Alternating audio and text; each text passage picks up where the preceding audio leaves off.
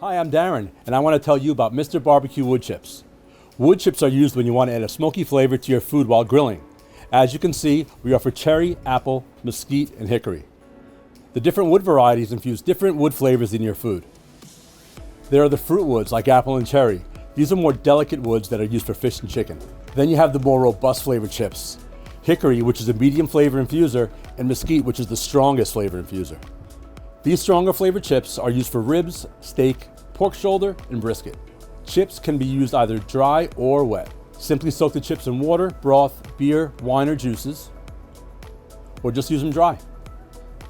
Another method is to put 1 handful of dry wood and 1 handful of wet chips into a large sheet of aluminum foil. Take both ends and fold them over to create additional layers of foil.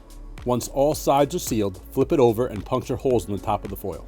Place your foil packet onto hot coals and enjoy the sweet smoke from those apple chips. An alternative to the aluminum foil packet method is to use a Mr. Bar-B-Q smoker box. Now put that in your pit and smoke it.